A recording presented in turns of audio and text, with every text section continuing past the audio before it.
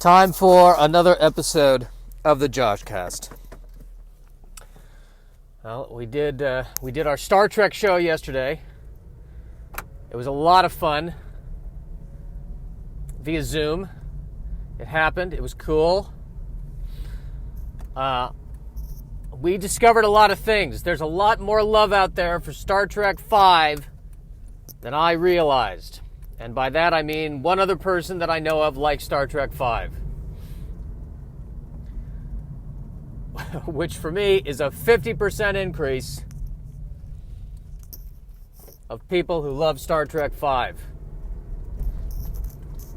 So there you go, America. Your move. Your move, America. Your move. So we're going to do another show in about a month or so. I believe it is the last Sunday of July. And this one is going to be Star Wars themed. Oh, plot twist. So now I got to work on my Star Wars material. The thing I remember about Star Wars, and perhaps I'm not remembering this correctly, but it feels like the first Star Wars I saw was actually Empire Strikes Back. Both the Star Wars and the Star Treks, I'm fairly certain I was shown them out of order. And I don't know what the reasoning was. I guess my dad just figured, well, he'll figure it out. Or more, I think maybe what it was Empire Strikes Back was on HBO, and so he happened to record it and watch it right when I was becoming conscious of these things. But it was one of the first, it was also, I think, one of the first live-action movies I watched versus a cartoon. And I went, oh, this is great. Instantly into this. Love this. This is fantastic.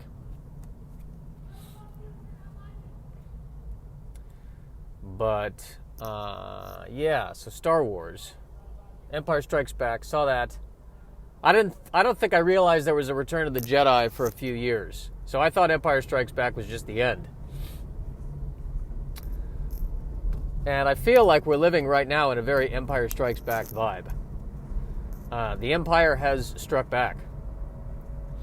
And we just found out that Donald Trump is our father. And we're not feeling so good about it. And our arm has been cut off. And we're sitting in the medical frigate, and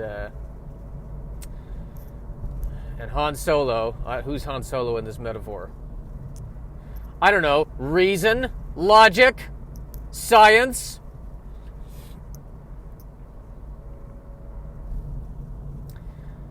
And here's the thing, like, I don't want to get overly political, because I hate them all.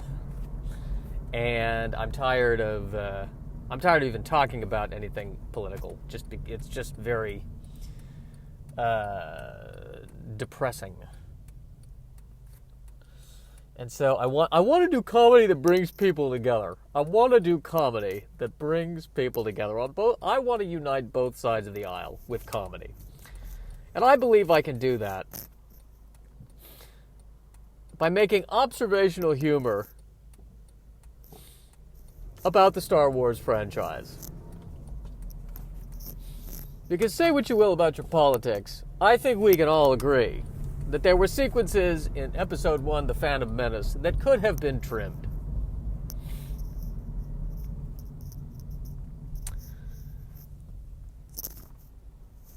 Episode 1, The Phantom Menace. I like the ship in Episode 1, The Phantom Menace. Can I just say, no one talks about that enough.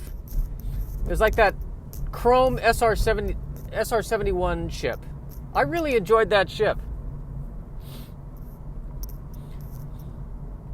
Does it have the asymmetrical sexiness of the Millennium Falcon? No, it does not. But still, it was... I enjoyed it. It was a fun little ship. We never saw it again. They kept... that was the other thing, too. There was really no hero ship of the prequels. They kind of kept changing it. In every new prequel, they had a different fighter. They were going through ships left and right in that one.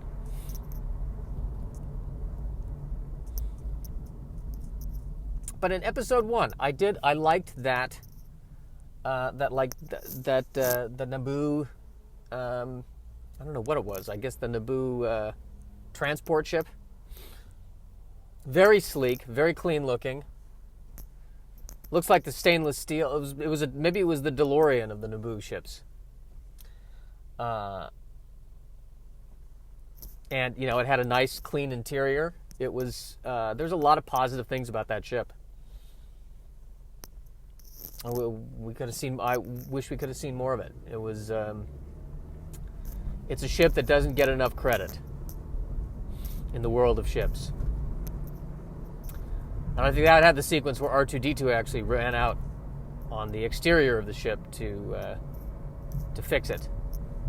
He was the only astromech droid that didn't die in that process. The droids and the robots in Star Wars are really, they need to go through a revolution. Like, finally, the droid in the Han Solo movie was like, hey, we need rights. The droids are treated like absolute garbage. And no one seems to mind.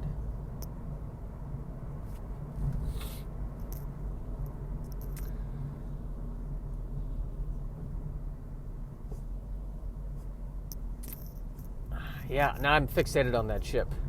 I think the ship was, it looks, it looked cool. It was basically an SR-71. Very smooth. I think they were trying to go for the opposite of the Millennium Falcon. It was representative of the era before the fall of Rome, I think was the idea. Whereas the episodes 4, 5, and 6 are in the Dark Ages. And so everything was shinier and sleeker. I would imagine that's what they were going for. I don't know, but I don't have George Lucas's ear on these things.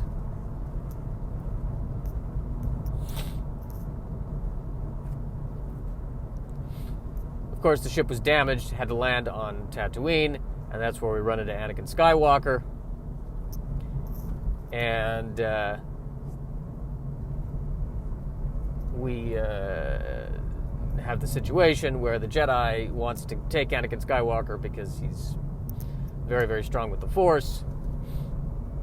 But he also needs Anakin Skywalker to get the part to put on the spaceship so that they can take the Queen back to Coruscant so they can vote on action to stop the Trade Federation blockade back on Naboo. I feel like this is a movie about... there's a lot of running of errands in Episode 1, The Phantom Menace. I think they're important errands, but there's a lot of... Quickly! We've got to take the Queen to find a notary public. We've got to take the Queen to sign this document. Set course for the planet of attorneys.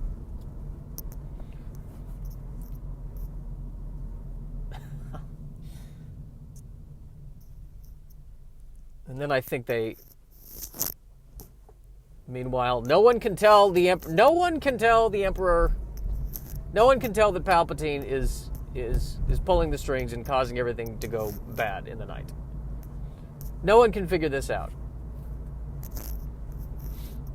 I feel like there were moments where Palpatine wanted to say, do you guys not, I know you guys have lost your way with the Force here, but can you not see me right now? Can you not see what I'm doing? Do you not see the giant smile on my face? This is almost sad. I kind of want to just tell you what's going on because it shouldn't be this easy. No one is standing in my way. I was fully expecting to have to outmaneuver people and have to play a game of chess, but it's like I'm playing chess against an amoeba here. No one can tell. No one has any sense that I am evil. What do I have to do?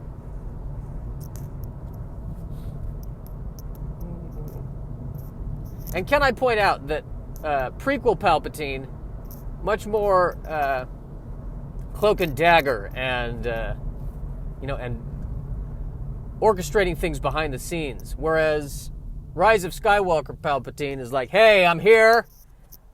I've got a job. Maybe that's why he wanted people to recognize. He was so sick of not being recognized as who he was that he was like, okay, guys, I am I'm the villain.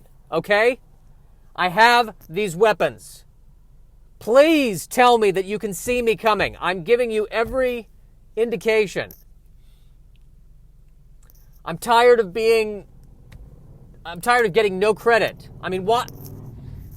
What do I have to do to be seen as the villain in this franchise? Do I have to? You telling me I got to wear the mask and the breathing thing? Is that what it takes?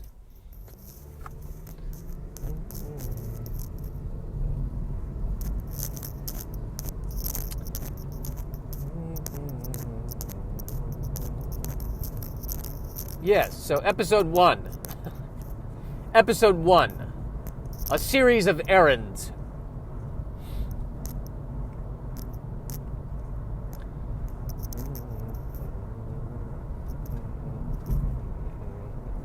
And I think the two Jedi, you got Qui-Gon Jinn.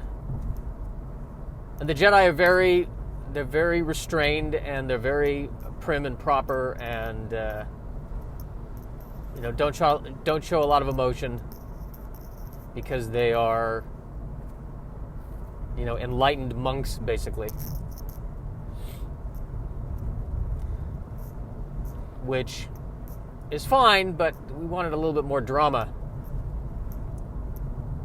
But that's the kind of Jedi you want working for you. You don't want a Jedi who's flipping out.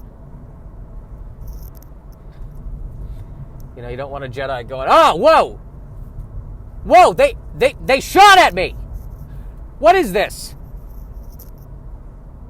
Did you see that? They blew up my ship. Oh, God. That's not the Jedi you want working for you.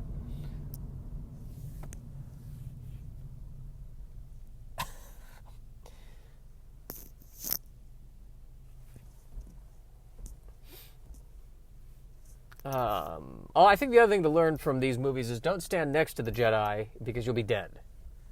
Because they blew up the Jedi ship at the beginning with the pilots inside. That's the end of that.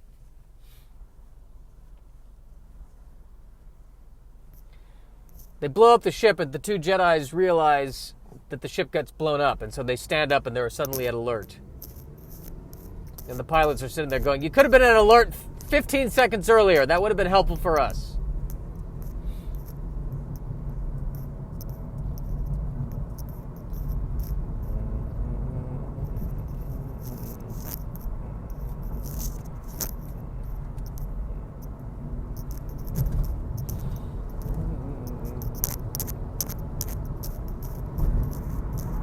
I think the smog's returning as more cars are driving, so I can't tell if that's a good thing or a bad thing. What am I saying? That's a bad thing. Of course, it's a bad thing. It's a bad thing that it's happening. And I hit the red light. You know what that means? That means this podcast is going to continue for approximately 1 minute longer than it would have had the light been green. Don't you feel lucky?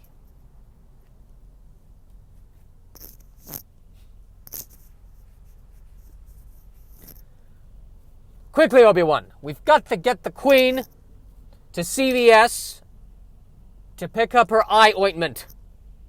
Post haste.